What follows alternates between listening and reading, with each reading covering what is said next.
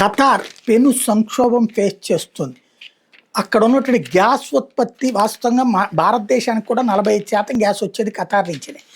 ఆ గ్యాస్ ఉత్పత్తిని మొన్న దెబ్బతీసింది. అవి సెటరైట్ కావడానికి ఎన్నేళ్ళు పడుతుందో తెలియని పరిస్థితి ఖతార్ది. దాంతో పాటుగా ఖతార్కి సంబంధించినటువంటి అనేక సంక్షోభాలు ఒక్కసారిగా చుట్టుముట్టిని. ఎప్పుడు సెటరైట్ అవుతుందో అర్థం కానటువంటి పరిస్థితుల్లో ప్రస్తుతం ఖతార్ పరిస్థితి తయారైంది. దానికి కారణమైంది యుద్ధం. యుద్ధంలో ఫస్ట్ దెబ్బపడినటువంటిది యుఏఈ, ఆ తర్వాత ఖతార్కే. యుఏఈ తట్టుకుంటోంది కానీ ఖతార్ విలవిల్లాడుతోంది.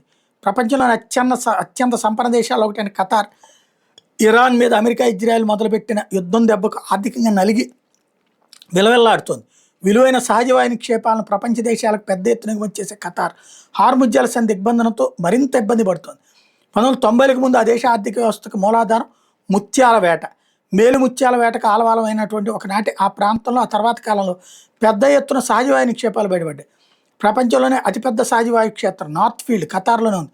ఆ దేశం దాదాపు 3 దశాబ్దాల పాటు కష్టపడి ఆ సహజవాయువును ప్రపంచ దేశాలకు సరఫరా చేయడానికి అవసరమైన సరఫరా మార్గాలను అభివృద్ధి చేసుకుంది. దోహాకు ఉత్తరాన ఎడారిని చదును చేసి నిర్మించిన రాస్ లఫాన్ పారిశ్రామిక నగరం 100 చదరపు మైళ్ళ మేర విస్తరించింది. సహజవాయువును -162 డిగ్రీల సెల్సియస్కి చల్లబరిచి సూపర్ కూలింగ్ దాన్ని ద్రవ రూపంలోకి మార్చి ఆ ద్రవీకృత వాయువుని ఎల్ఎన్జి హార్ముజ్ జలసంధి గుండా ఆసియా, యూరప్ దేశాలకు పంపుతూ ఏటా $100 కోట్ల ఆర్జిస్తోంది. 1996లో జపాన్కి 60,000 టన్నుల ఎల్ఎన్జీని పంపిన ఖతార్ 2010 నాటికి ఉత్పత్తి సామర్థ్యాన్ని 77 మిలియన్ టన్నులకు పెంచుకుంది.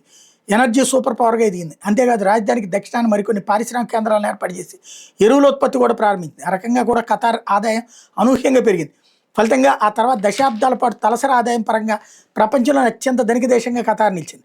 ఖతార్ వార్షిక ఆదాయంలో 60% పై గ్యాస్ ఆధారిత ఎగుమతుల ద్వారా లభిస్తోంది.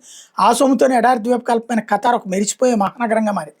అపరిమితంగా వచ్చి పడుతున్న డబ్బుతో ఇసుక నేలల కింద నీటిపారుదల వ్యవస్థలను ఏర్పాటు చేసుకుని పచ్చటి పచ్చికని పెంచారు. భారీ మాల్స్, కృత్రిమ మంచుతో కూడిన థీమ్ పార్కులు, మెట్రో రైలు వ్యవస్థలు వంటి వాటివి సహజవాయు సంపత్తో నిర్మించుకున్నారు. కానీ ఇరాన్ మీద అమెరికా యుద్ధం కారణంగా హార్ముజ్ మూతపడడంతో ఖతార్ అదృష్టరేఖ తిరగబడింది. పొరుగున ఉన్న సౌదీ అరేబియా, యుఏఈ లాగా పైప్ లైన్ల ద్వారా ఇంధనాన్ని మళ్లించే మార్గం కూడా లేకపోవడంతో దిక్కుతోచని పరిస్థితులు పడిపోయింది. ఎందుకంటే సముద్రంలోకి పొడుచుకొచ్చినట్టుగా ఉండే ద్వీపకల్పైన ఖతార్కి 3 వైపులా ఉండే జలమే రవాణా మార్గం. అది హార్ముజ్ గుండా బయటికి రావాల్సిందే. మరోవైపు ఇరాన్ క్షిపణులు, డ్రోన్లు రాస్ లఫాన్ మీద దాడి చేయడంతో కీలక పరికరాలు దెబ్బతిన్నాయి. ఈ దాడుల వల్ల ఆ ప్లాంట్ ఉత్పత్తి సామర్థ్యం 17% మేర క్షీణించింది. మరోవైపు దోహాకి దక్షిణంగా ఉండే హమద్ పోర్ట్లో నిశ్శబ్దం రాజ్యం వెళ్తుంది. ఒకప్పుడు ఎల్ఎన్జీని లోడ్ చేసే క్రేన్ల చప్పుడు లేక ఆ రేవు మోగబోయింది. ఎగుమతులే కాదు, దేశాల నుంచి ఖతార్కి వాహనాలు, ఇతర ఉత్పత్తులు దిగుమతులు కూడా నిలిచిపోయినాయి. పర్యాటక వాణిజ్య రంగాలు తీవ్రంగా దెబ్బతిన్నాయి. ఎల్ఎన్జీ వాణిజ్యం నిలిచిపోవడంతో ఖతార్ ఆర్థిక వృద్ధి అంచనాలు భారీగా పడిపోయినాయి. ఆదాయం కోసం కేవలం శిలాజ ఇంధనాల మీదనే ఆధారపడకుండా ఉండేందుకు ఖతార్ చాలా కాలంగా పలు ప్రయత్నాలు చేస్తుంది. ఖతార్లో వ్యాపారం చేయాలంటే స్థానిక భాగస్వాములు ఉండాలన్న నిబంధనను 2019లో రద్దు చేసింది.